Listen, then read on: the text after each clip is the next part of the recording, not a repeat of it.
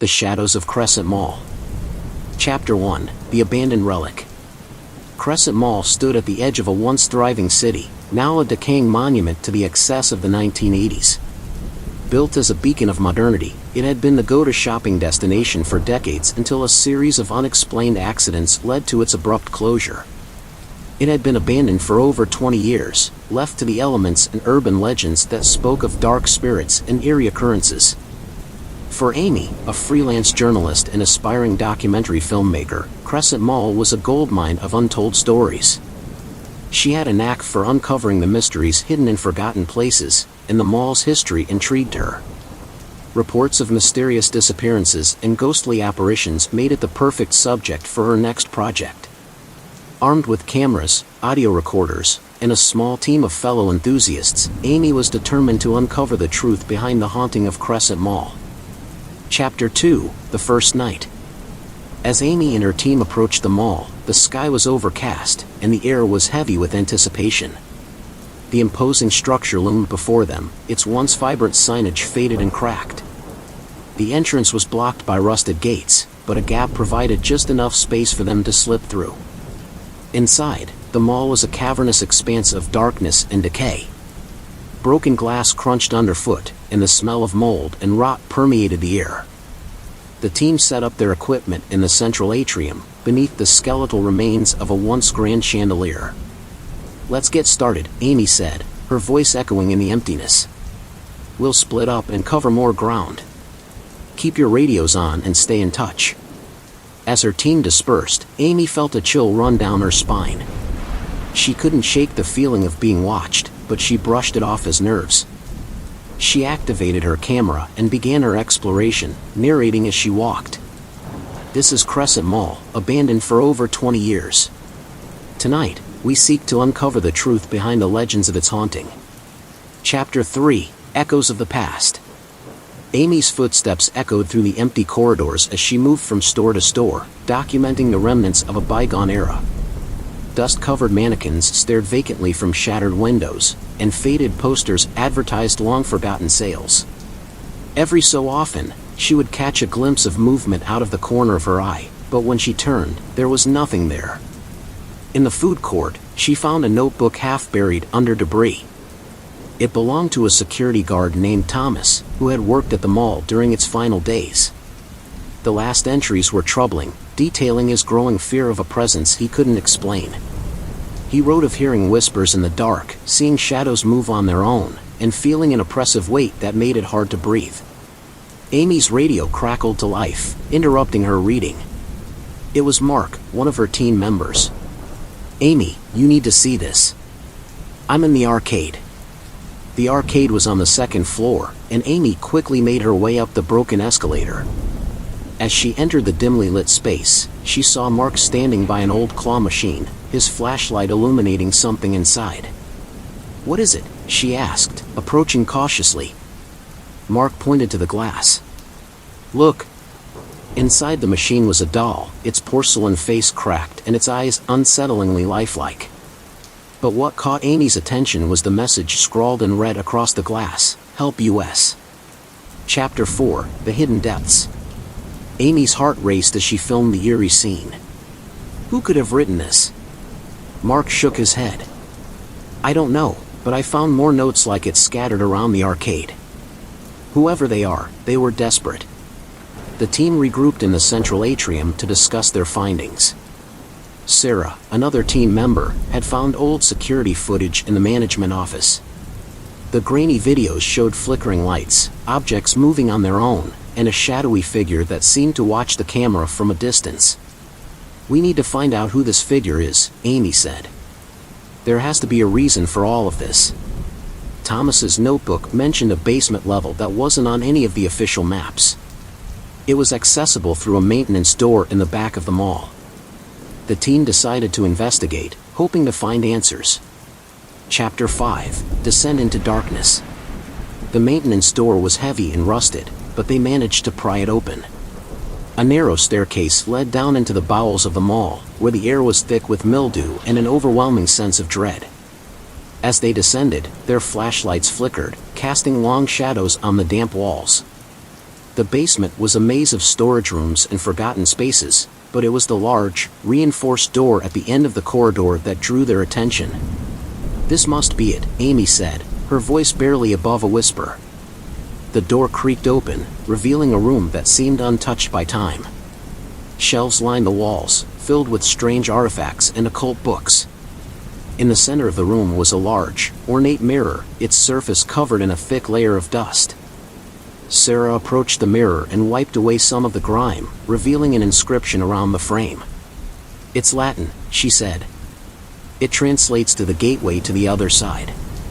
Before anyone could react, the mirror's surface began to ripple, and a cold wind swept through the room.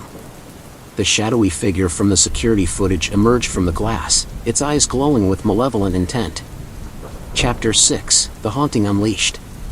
The figure moved with unnatural speed, knocking over equipment and scattering the team. Amy felt a paralyzing fear as the figure loomed over her, its presence suffocating. She managed to raise her camera, capturing the entity's horrific visage. "Why are you here?" she asked, her voice trembling. The figure's voice was a guttural whisper. "We are the forgotten, the lost. Trapped by the darkness that dwells here." Suddenly, the room was filled with ghostly apparitions, the spirits of those who had disappeared in the mall's final days. They reached out, their eyes pleading for release. "We have to break the mirror," Mark shouted. "It's the source of their power." Sarah grabbed a metal rod and swung it at the mirror. The glass shattered, and the room was engulfed in a blinding light. The spirits screamed as they were pulled back into the ether, and the shadowy figure dissolved into nothingness. Chapter 7: The Truth Revealed. As the light faded, the basement returned to its eerie silence. The oppressive atmosphere was gone, replaced by a sense of calm.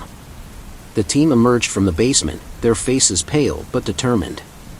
They had uncovered the dark history of Crescent Mall. The mirror had been used in occult rituals by the mall's original owner, who sought to gain immortality by trapping souls. The spirits of the victims had been bound to the mall, unable to move on until the mirror was destroyed.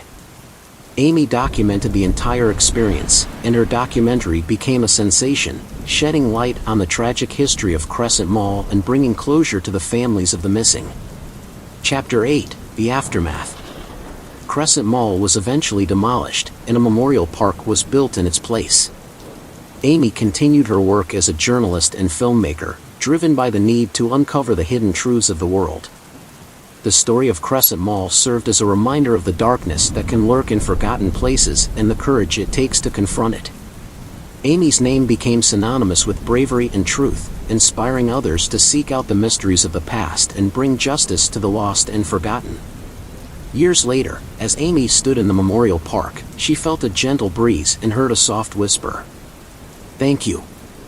She smiled, knowing that the spirits of Crescent Mall had finally found peace. Chapter 9: The Mystery Deepens.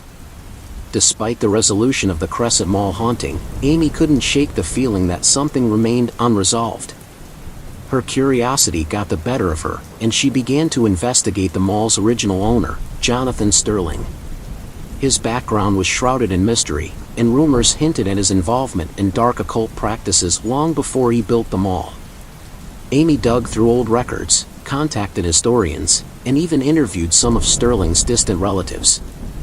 She discovered that Sterling had been part of a secret society obsessed with achieving immortality.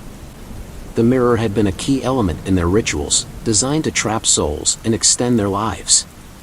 Amy found herself drawn deeper into Sterling's dark history. She learned that before Crescent Mall, Sterling had tried and failed to create other gateways in different locations.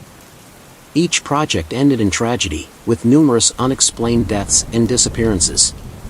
Chapter 10: The Return. Haunted by these discoveries, Amy decided to return to the site where Crescent Mall once stood.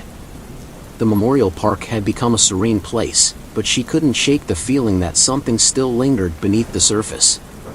She obtained permission to conduct a final investigation, determined to uncover any remaining secrets. As Amy walked through the park, she felt the familiar chill of Crescent Mall's haunting. Her equipment began to malfunction, and she heard faint whispers carried on the wind. She followed the whispers to the center of the park, where the plaque commemorated the victims. Suddenly, the ground beneath her feet gave way, and she found herself falling into a hidden chamber. She landed hard on the cold stone floor, the air filled with the stench of decay and the oppressive weight of countless trapped souls. Chapter 11: The Final Confrontation. Amy's flashlight revealed an underground room, eerily similar to the basement chamber of Crescent Mall. In the center was another ornate mirror, untouched by time. This mirror was larger and more sinister, its frame adorned with symbols of dark magic. As Amy approached, the mirror's surface began to ripple, and the shadowy figure from before emerged once again. This time, it was joined by the tormented spirits of Sterling's past victims, their faces twisted in eternal agony. "You cannot escape," the figure hissed. "Sterling's curse binds us here, and now you are part of it." Amy felt an overwhelming sense of dread, but she refused to be defeated. She reached into her bag and pulled out a small vial of holy water and a crucifix, items she had brought as a precaution. Holding the crucifix high, she began to recite a prayer.